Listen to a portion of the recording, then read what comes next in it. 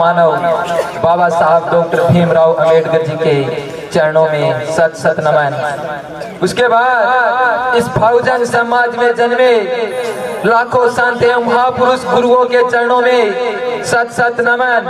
और ये रंगीन मंच की जितने भी महान विभूति बैठी है और सामने मेरी माता और बहनें, गांव से आए हुए सभी नौजवान बुजुर्ग लोगों से सभी को मेरा क्रांतिकारी जय भीम। दोस्तों जय भीम। साथियों, मैं सबसे पहले धन्यवाद देना चाहता हूं इस गांव की युवा टीम का, जिसने इस कार्यक्रम के लिए अपना पूरा सहयोग दिया। और फिर मैं इस ग्रामवासियों का मैं आपको बता देना चाहता हूं, मैं किसी गांव की बड़ाई या किसी गांव की चुगली नहीं करता, लेकिन मैं फिर भी मेरे आज तक मैंने प्रोग्राम किया है, अगर सबसे बड़ा सहयोग आया है तो इस बड़ासर गांव से आया है। इस बड़ासर गांव के लोगों ने ये पूरे कार्यक्रम का जो खर्चा है वो वहन किया है। मैं इस गांव के सभी कर्मचारी वर्ग, किसान वर्ग एवं युवा टीम को बहुत बहुत धन्यवाद देता हूं और दिल से आभार करता हूं कि जो मुझे और मेरे समाज के जो महान विभूतियां बैठी है, उस गांव से जो मान और सम्मान मिला है, उसके लिए मैं सभी ओर से बहुत बहुत धन्यवाद। अब साथियों, बोलने पर तो मैं बहुत कुछ बोल सकता हूं। मैं एक छोटी सी कहानी सुनाऊंगा जो हमारे बौद्ध भिक्षु के राहुल जी, मैं उनके हर वीडियो YouTube चैनल पर देखता हूं, लेकिन उसमें से मुझे एक कहानी सबसे अच्छी लगी और वो कहानी मैं आपके सामने पेश करूंगा, क्योंकि ऐसे बातें सब मनुवाद पर, पाखंडवाद पर, धर्मवाद पर जितने भी वक्ता है वो बोलते जाएंगे और आप सब ऐसे जानते भी है। एक समय की बात है दोस्तों, एक जंगल धक धक करता चल रहा था। एक समय की बात है दोस्तों, एक जंगल बहुत ही तेज दावानल के साथ चल रहा था। उसी जंगल में एक चिड़िया पेड़ के टहनी पर बैठी थी। चिड़िया देख रही थी जंगल जल रहा था, लेकिन किसी भी जानवर, कोई भी मनुष्य उस जंगल को बुझाने के लिए आगे नहीं आ रहा था। ये कहानी है दोस्तों, मैं जो भी बात बोलूंगा उसका कुछ न कुछ अर्थ होगा। ये कहानी आप सीधे अटैक मनुवादी आग पर करना है। तो दोस्तों, चिड़िया ने सोचा क्यों न मैं मरूंगी तो ऐसे ही, लेकिन कम से कम इस आग बुझाने का प्रयास जरूर करूंगा। तो वो चिड़िया समुद्र के किनारे बार बार जाती है, अपनी चोंच से पानी भरती है और उस आग पर डालती है। उसी जंगल में बहुत दूर एक पेड़ पर बैठा बंदर वो नजारा देख रहा था और मन ही मन में मुस्कुरा रहा था कि ये देखो ये चिड़िया कितनी पागल है, देखो ये चिड़िया कितनी भोली है, ये देखो इनके पंख चल रहे हैं फिर भी ये अपनी मूर्खता दिखा रही है कि अपनी चोंच, एक चोंच में कितना पानी आता है।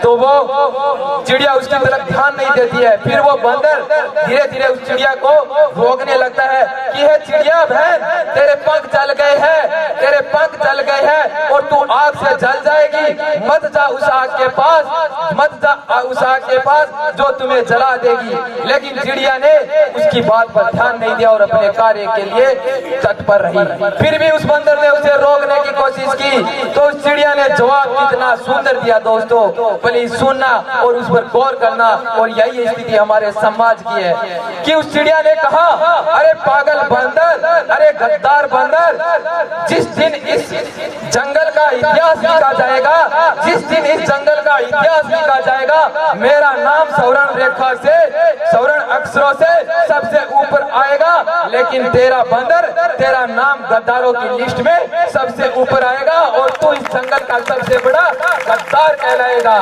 तो यही बात उस पेड़ के नीचे एक हाथी खड़ा था और सुन रहा था, और हाथी के अंदर ललक जागी कि क्यों न ये चिड़िया देख कितनी मेहनत कर रही है, कितनी मेहनत कर रही है, और मैं क्यों न इस आग को बुझा दूं। तो वो आग, हाथी अपने सूंड से बार बार पानी भर के और वो जंगल की आग बुझाई गई। और जिस दिन उस जंगल का इतिहास लिखा गया था, उसमें सबसे पहले प्रयास करने वाली उस चिड़िया का नाम स्वर्ण रेखों में, स्वर्ण अक्षरों में आया और उस बंदर का नाम गद्दारों की लिस्ट में आया।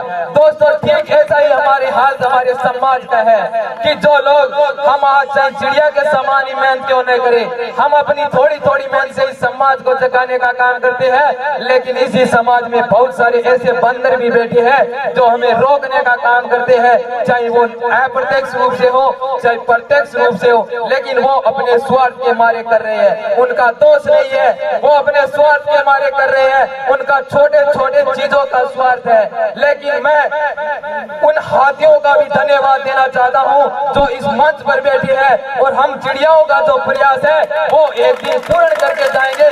जो ये हाथी बैठे हैं, लेकिन कुछ गद्दार जहां पर भी जो अपने समाज के साथ गद्दारी करता है, उसके कान में अगर मेरी आवाज जाती है तो मैं उसे कह देना चाहता हूं कि अरे गद्दार, तू कितनी समाज के साथ, भोले भाले समाज के साथ गद्दारी करेगा। हम चिड़ियाओं का नन्हा नन्हा प्रयास भी तेरी गद्दारी का नाम निशान मिटा देगा। तो साथियों, और भी वक्ता बहुत सारे हैं, मैंने अपनी बात रखी। इसी के साथ मैं दो घोषणा करूंगा जो हमारे समाज के लिए अच्छी है। मैंने सोचा भी है, अगर आप लोगों को अच्छा लगे तो मेरा सहयोग करना। पहला सहयोग तो ये कि आज के युवा लगभग गुटखा वगैरह, जर्दा, पुड़िया, तंबाकू, जितनी भी शराब हो रहे, नशा लगभग सारे करते हैं। तो मुझे बल्डासर गांव के युवा ने कहा था कि इस प्रोग्राम का कुछ न कुछ उद्देश्य होना चाहिए। तो पहले तो मैं उस गांव के युवाओं को पहले ही धन्यवाद दे देना चाहता हूं कि इन लोगों ने शराब बंद की मुहिम चलाई थी, और आज तक उस मुहिम चल रही है और बल्डासर गांव में शराब नहीं बिकती है। तो सबसे पहले इस ग्रामवासियों को और इनके युवाओं को मैं बहुत तहे दिल से धन्यवाद देता हूं। दूसरा, इसी गांव के युवा ने कहा है कि हमारे गांव के लोग जो युवा है वो गुटखा ज्यादा खाते हैं, कुछ लोग सिगरेट भी पीते हैं, गुटखा भी खाते हैं, जो भी थोड़ा बहुत नशा करते हैं। तो क्यों न इसका उद्देश्य ये है कि कम से कम इस गांव के 20 या 40 युवा इस मंच के माध्यम से आकर और ये शपथ ले कि ये प्रोग्राम हम तभी सफल मानेंगे जब तक वो लोग ये नशा छोड़ेंगे।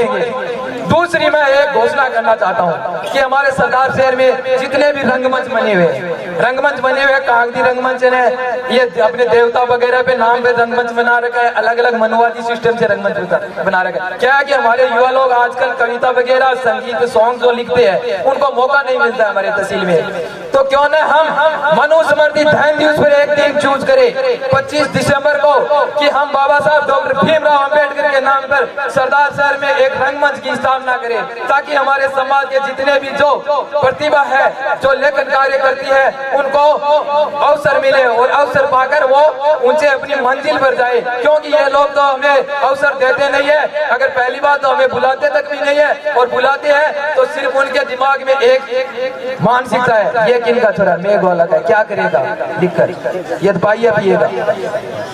अरे मूर्खो, हम तुम्हारी होड़ करने लगे हैं, पाया पीने वाली अब बात नहीं रही है। हमारे एक ही सहपाठी, मैं इसको बहुत धन्यवाद देना चाहता हूँ, मेरे साथ पढ़ते हैं कवि के वीला जी, जो गोरखराम जी गुरु जी के छोटे छोटे पुत्र है, करण सर इनका गाँव है। तो इनका मैं बहुत बहुत धन्यवाद देता हूँ। ये बड़ी मेहनत करते हैं, लगन के साथ कविता लिखते हैं और किताबें भी लिखते हैं। तो क्यों ना ऐसी प्रतिभा हर गाँव गाँव में छुपी है, तो उनको अवसर मिले। तो साथियों, आपको आज से एक कसम खा लेनी है कि एक दिन में 1 रुपए बचाना है, तो महीने के 30 रुपए बचेंगे और साल के 365 रुपए बचेंगे। और अगर एक गांव से कम 20 या 30, 50 बंदे अगर 365 रुपए की रसीद कटाते हैं 12 महीने में, तो एक हमारा डॉक्टर भीमराव अंबेडकर रंगमंच तैयार हो जाएगा और हमारे युवाओं को, हमारे प्रतिभाओं को अवसर मिलेगा। तो प्रत्येक गाँव के जितने भी प्रत्येक गाँव के जो युवा लीडर है, जो संगठन चला रहे हैं, जैसे नैनासर में युवा अंबेडकर ब्रिगेडियर चल रहा है, तो इसके जो दाताराम जी ब्रोड है, जैसे यहाँ पर मूलनिवासी युवा संगठन चल रहा है, तो राम प्रसाद जी है, महेंद्र जी है, जो भी है बल्डासर गांव के,